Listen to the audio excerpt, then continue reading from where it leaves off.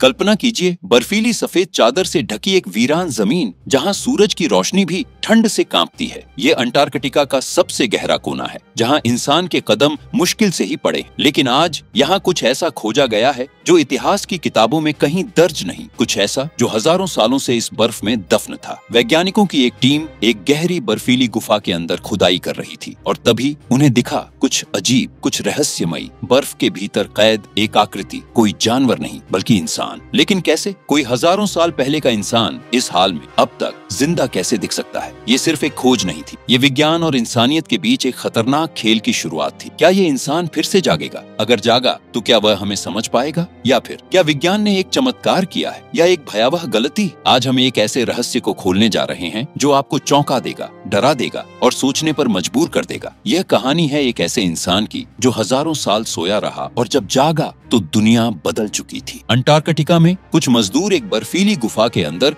गहरी खुदाई कर रहे होते हैं। अचानक उन्हें बर्फ में कुछ फंसा हुआ मिलता है तो वे उसे बाहर निकालने के लिए एक बड़ा टुकड़ा काट और फिर एक हेलीकॉप्टर उसे लैब तक ले जाता है। वैज्ञानिक तुरंत खुदाई कंपनी को एक फैक्स भेजते हैं जिसमें बताते हैं कि यह एक बेहद अहम पुरातात्विक खोज है और खुदाई रोकने की सख्त दरख्वास्त करते हैं। वे अंदर क्या है इसका अध्ययन करने के लिए एक विशेषज्ञ की भी मांग करते हैं। कुछ समय बाद एंथ्रोपोलॉजिस्ट स्टैनली लैब पहुंचते। वह एक डॉक्टर हैं जो आर्कटिक से भलीभांति परिचित है क्योंकि वह एस्किमोस के इतिहास और संस्कृति का अध्ययन करते आए हैं। स्टैनली की डॉक्टर डायन और अन्य वैज्ञानिकों से मुलाकात होती है जो मानते हैं कि उन्हें कोई प्रागैतिहासिक जीव मिला है। 1898 में रूसियों को एक मैमथ मिला था जिसकी कोशिकाएं अभी भी जीवित थीं, इसलिए उन्हें अपनी इस खोज को लेकर बहुत उम्मीदें हैं। फिर समूह बर्फ के ब्लॉक को सावधानी से परत दर परत काटने के लिए लेजर का उपयोग करता है ताकि उस जीव को कोई नुकसान न पहुंचे। उनके आश्चर्य का ठिकाना नहीं रहता जब बर्फ के अंदर से कोई जानवर नहीं बल्कि एक नेंडरथल मानव निकलता है। स्टैनली अपने रूप का विश्लेषण करता है और निष्कर्ष निकालता है कि वह एक शिकारी है जो लगभग 20 से 40 हजार साल पहले जीवित था।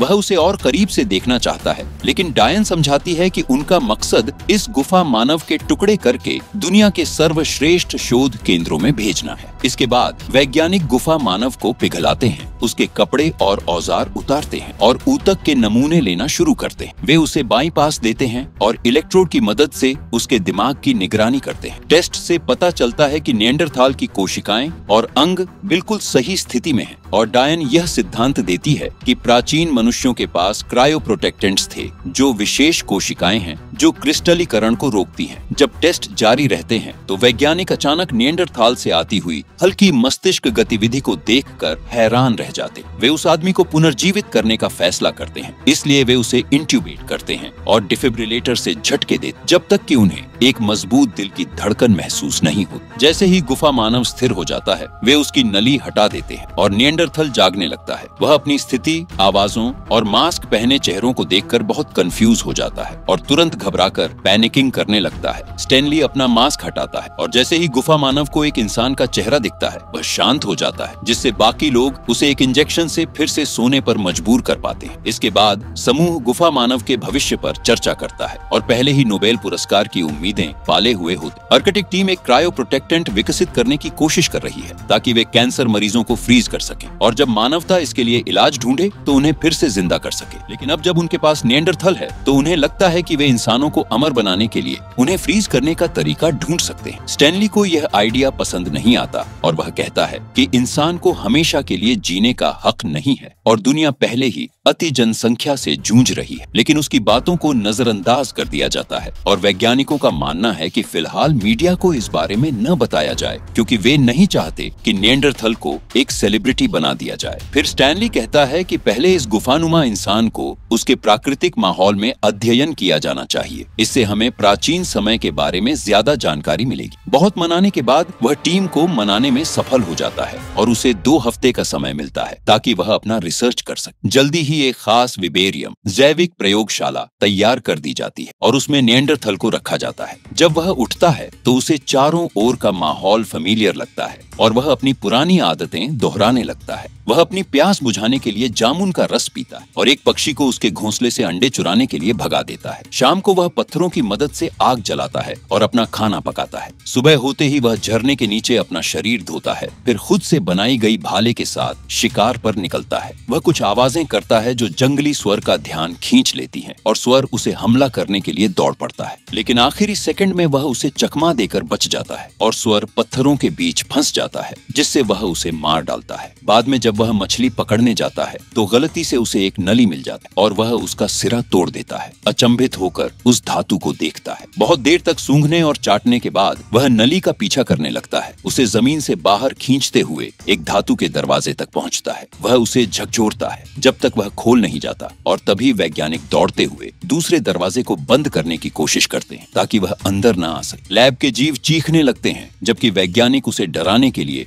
जोर जोर से शोर मचाते हैं। गुस्से में निएंडरथल झरने को चढ़ता है और उस मशीन को खोजता है जो उसे चलाती है। वो चिल्लाने लगता है जैसे ही वह मशीन को तोड़ने की कोशिश करता है और दीवार पर मारता है। तभी एक वैज्ञानिक विवेरियम में आता है और उसे ट्रैंक्विलाइजर डार्ट से शूट कर देता है। फिर उन्हें उसे स्ट्रेचर पर लिटाकर ऑपरेशन रूम ले जाना होता है, जहां वे वही सैंपल्स लेंगे जैसे उन्होंने पहले प्लान किया था। स्टैनली घबराता हुआ कहता है कि उसके 2 हफ्ते अभी पूरे नहीं हुए हैं, लेकिन डायन उसे कहती है कि वो जैसी चीजें हैं उन्हें वैसे ही स्वीकार कर ले। शाम को स्टैनली डायन को एक वीडियो दिखाता है जिसमें अलग अलग जनजातियां लपटों पर कदम रखते हुए नृत्य करती हैं, लेकिन डायन कहती है कि ये तो बस एक नर्व ब्लॉक। स्टैनली ये बताता है कि ये सिर्फ दर्द की कमी को समझाता है, न कि त्वचा पर छाले न होने की वजह। फिर वो वीडियो को आगे बढ़ाता है और एक सीन दिखता है जहां एक आदिवासी आदमी अपने दोस्त के चेहरे में सुइयां गड़ा रहा है क्योंकि खून नहीं निकलता। स्टैनली सोचता है कि शायद वो कोई ऐसा रासायनिक तत्व बना रहे हैं जो उनकी त्वचा को बचाता है। वो अंदाजा लगाता है कि शायद प्राचीन इंसान भी ऐसा ही कुछ बनाता था और डायन को यकीन दिलाता है कि वो और गहरे अध्ययन के लिए उसे और समय दे। जैसे ही निएंडरथल को विवारियम में वापस लाया जाता है, स्टैनली भी बिना किसी हथियार या चीज के उसके अंदर प्रवेश करता है ताकि उसे डर न लगे। शक्की आदमी हर जगह दौड़ते हुए, गरजते हुए और चिल्लाते हुए छिपने के लिए जगह ढूंढता है। स्टैनली डर के बावजूद धीरे धीरे उसकी तरफ बढ़ता है जब तक दोनों आमने सामने नहीं आते। कुछ पल की हिचकिचाहट के बाद गुफावादी स्टैनली पर कूदता है और उसे एक पत्थर से मारने की तैयारी करता है, लेकिन तभी ऊपर से एक वैज्ञानिक की आवाज उसे विचलित कर देती है। चूंकि स्टैनली अपनी रक्षा करने की कोशिश नहीं करता, निएंडरथल अपना पत्थर गिरा देता है। फिर वह स्टैनली को करीब से देखता है और उसकी शरीर की बनावट को अपनी बनावट से कितना अलग पाता है। वह आदमी अपने उंगलियां स्टैनली के मुंह में डालता है, उसके कपड़े खींचता है और यह जानने के लिए उसकी जांघों को दबाता है कि क्या वह कुछ जरूरी हिस्सों से वंचित नहीं है। स्टैनली दर्द में चीखता है और निएंडरथल पीछे हट जाता है। फिर खुद को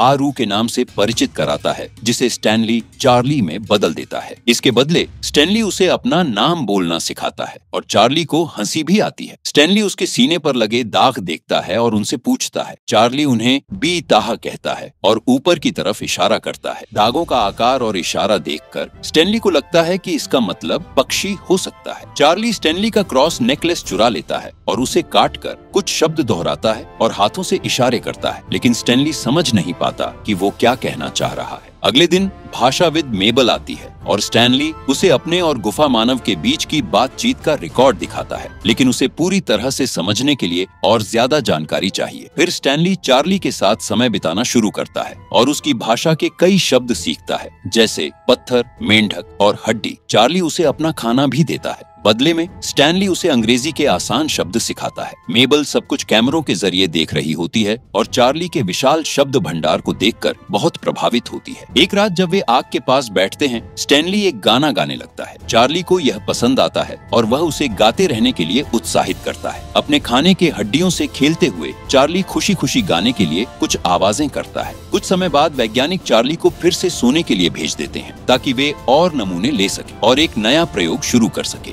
उसे एक खास चैम्बर में रखा जाता है जिसमें बहुत ठंडा तापमान होता है। उम्मीद है कि इससे क्रायो प्रोटेक्टेंट्स एक्टिव हो जाएंगे और वैज्ञानिकों के लिए इन्हें निकालना आसान हो जाएगा। स्टैनली लगातार विरोध करता है, कहता है कि वे चार्ली को मार डाल रहे और उसे किसी प्रयोगशाला के चूहों जैसा बर्ताव नहीं करना चाहिए। चार्ली की धड़कन धीरे धीरे कम होने लगती है और वैज्ञानिकों के पास उसे बाहर निकालने के अलावा कोई और रास्ता नहीं बचता। बाद में विवेरियम में चार्ली गुस्से में स्टैनली पर चिल्लाता है क्योंकि उसे सारे प्रयोग और नई चोटें बिल्कुल भी पसंद नहीं आती। अचानक वह कूदता है और स्टैनली पर हमला करने का नाटक करता है, अपनी भाले को जमीन पर मारते हुए फिर अपने सीने को चुभोता है। वो स्टैनली से मदद मांगता है ताकि वो अपनी जान ले सके, लेकिन स्टैनली उसे मदद देने से मना कर देता है। थोड़ी देर की जद्दोजहद के बाद वो विवेरियम से बाहर चला जाता है। बाद में अकेले में स्टैनली डायन से मदद मांगता है। सारे अध्ययन धीरे धीरे चार्ली को दूर कर रहे हैं और वो उनसे संपर्क खोता जा रहा है। स्टैनली चाहता है कि डायन उसके साथ विवेरियम जाए, शायद एक महिला की मौजूदगी से उसे शांति मिले। जब वे विवेरियम में दाखिल होते हैं, चार्ली के हाथ जख्मी होते हैं और वो अपनी निशानियों से जमीन पर चिड़िया की आकृति बना रहा होता है। डायन बहुत नर्वस है और डर जाती है।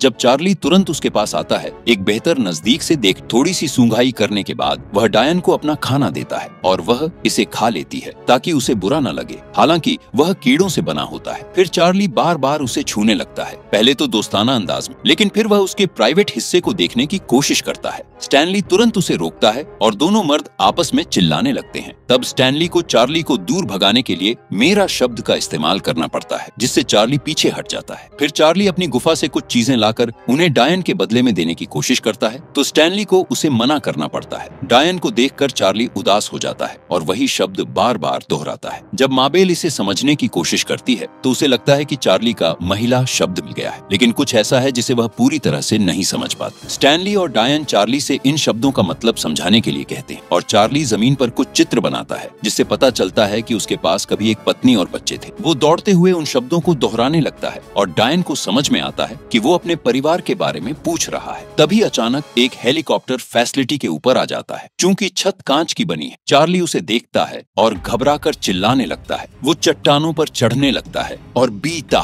यानी पक्षी अपने शब्दों को बार बार दोहराता है। वैज्ञानिक तुरंत हेलीकॉप्टर को वहां से जाने के लिए कहते हैं, लेकिन चार्ली शांत नहीं होता। वो विवेरियम की चोटी तक चढ़कर छत की ओर चिल्लाते हुए बीता कहता रहता है। कुछ समय बाद स्टैनली एक एस्किमो जनजाति से मिलता है और वो शब्द साझा करता है जो उसने चार्ली से सुने थे, जिसे समूह पहचान लेता है। स्टैनली जल्दी से लैब वापस लौटता है और डायन को अपनी खोज बताता है। बेताह का मतलब है सेडना, एक विशाल पक्षी की कथा जो भगवान का संदेशवाहक होता है और लोगों को उनके कर्मों के हिसाब से स्वर्ग या नरक ले जाता है। वह अनुमान लगाता है कि चार्ली की जनजाति तब समाप्त हो गई जब चुंबकीय ध्रुव पलट गया और उस क्षेत्र के सभी जानवर मर गए। चार्ली को शायद ये ऐसा महसूस हुआ कि ये भगवान का सजा है और उसने एक ख्वाब सा रास्ता अपनाया, यानी वो बाहर गया ताकि उस पक्षी को ढूंढ सके और जानवरों की वापसी के बदले खुद को बलि चढ़ा सके। अब चार्ली को लगता है कि हेलीकॉप्टर ही सेडना है, तो उसे शांत करना अब नामुमकिन है। 34 घंटे बाद चार्ली ने अपनी सारी कपड़े, औजार और वो सब चीजें पहनी है जो स्टैनली ने पिछले कुछ दिनों में उसे दी थी। वो अब अपने शरीर को रंगने के लिए पिसी हुई जामुन का इस्तेमाल करता है। चार्ली कभी नहीं रुकता, लगातार चिल्लाता रहता है, जाहिर तौर पर अपने भगवान के वापस आने का बेसब्री से इंतजार कर रहा है। जब भी स्टैनली विवेरियम में आता है, चार्ली छुप जाता है, उसे नजरअंदाज करता है और बात करने से इनकार कर देता है। एक दोपहर चार्ली सीढ़ियां चढ़ता है और स्टैनली को कई बार देख चुका होता है। उसे यकीन होता है कि अब उसे बटन दबाना है। वो लैब में चुपके से घुसता है, ध्यान से कदम रखता है ताकि वैज्ञानिक उसे न देख ले। जैसे ही वो खाली गलियारे में पहुंचता है, उसे एक आईने में अपनी ही परछाई दिखती है और वो अपना ही चेहरा देखकर ग्राउल करता है। सोचता है कि दूसरा आदमी उसे चुनौती दे रहा है। चार्ली अपनी भालू से शीशा तोड़ देता है। फिर उसे स्पीकर्स से आवाज सुनाई देती है और वह डर के मारे गलियारे में दौड़ निकलता है, जब तक वह उस कमरे तक नहीं पहुंचता जहां सारे लैब के जानवर हैं। जैसे ही वह पक्षी को देखता है, भालू गरजता है तो चार्ली जल्दी से आगे बढ़ता है। जैसे ही वह अगला गलियारा लेने की कोशिश करता है, वह कांच के दरवाजे से टकरा जाता है। फिर वह जल्दी से फिर से कोशिश करता है और दरवाजे अपने आप खुल जाते, जिससे उसे दूसरे कमरे में घुसने का रास्ता मिल जाता है। वो पल था जब उसे अचानक एक गाड़ी की आवाज सुनाई देती है और वो डर के मारे एक कॉपी मशीन के पीछे छिप जाता है। लेकिन चार्ली गलती से मशीन चालू कर देता है और फिर से डर के मारे भाग जाता है। फिर लिफ्ट की अचानक आवाज से वो फिर से चौंक जाता है और एक लैब में घुसता है, जहां वो एक शीशी गिरा देता है और उसका हाथ हल्का जल जाता है। उसी वक्त वैज्ञानिक लाइट्स बंद कर देते, जिससे चार्ली और भी घबराकर इधर उधर भागने लगता है। वो फर्नीचर पर चढ़ने की कोशिश करता है, लेकिन बार बार फिसलकर सारा सामान तोड़ देता है। एक वैज्ञानिक शोर सुनकर अंदर आता है और लाइट्स फिर से जला देता है। चार्ली फिर से चौंकता है और तुरंत हमला करता है। अपनी भाले से उस आदमी को मार डालता है। फिर चार्ली फिर से दौड़ने लगता है। जब अचानक उसे अलार्म की आवाज सुनाई देती है तो वह बेकाबू हो जाता है। वह एक रैंडम दरवाजे से होकर एक सुरंग में पहुंचता है, जो जितनी गहरी जाती है उतनी ही ठंडी होती जाती है। जब उसे फायर एग्जिट मिलती है तो वह बिना देर किए उसमें से बाहर निकलता है। बाहर आते ही वह हेलीकॉप्टर को देखता है और उसे दौड़ते हुए पकड़ने की कोशिश करता है। तब पायलट उसे स्की से मारकर बेहोश कर देता है। अंत में वैज्ञानिक आते हैं और चार्ली को बचाकर वापस अंदर ले जाते हैं। थोड़ी देर बाद वो एक्सरे देखते हैं, जो ये पुष्टि करते हैं कि चार्ली की हड्डियों या सिर में कोई चोट नहीं है। वैज्ञानिक स्टैनली से बेहद गुस्से में हैं और उनका मानना है कि स्टैनली के रिसर्च की वजह से उनके साथी की मौत हुई है। वो घोषणा करते हैं कि अब प्रयोग खत्म होगा और चार्ली को दूसरे स्थान पर भेजा जाएगा। स्टैनली समझाने की कोशिश करता है कि अगर चार्ली को पिंजरे में रखा गया तो वो मर जाएगा, लेकिन उसकी कोई नहीं सुनता। हार मानने को तैयार नहीं, वो चुपके से दरवाजे पर खड़े गार्ड से एक डील करता है। जल्द ही स्टैनली एक विवेरियम में ढेर सारी फर लेकर आता है। जैसे ही चार्ली को ठंड से सुरक्षित किया जाता है, स्टैनली उसे एक सैर पर ले जाता है। वैज्ञानिकों को महसूस होता है कि वे दोनों गायब हैं और उनका पीछा करते हुए बर्फ में उनके पद चिन्हों को ढूंढने लगते। जैसे जैसे ये जोड़ी आगे बढ़ती है, बर्फ की शेल्फ गिरने लगती है और अचानक जमीन में एक गहरी दरार खुल जाती है, जिससे स्टैनली और चार्ली अलग हो जाते हैं। जब हेलीकॉप्टर आखिरकार उन्हें ढूंढता है तो चार्ली खुशी से चिल्लाता है, पीता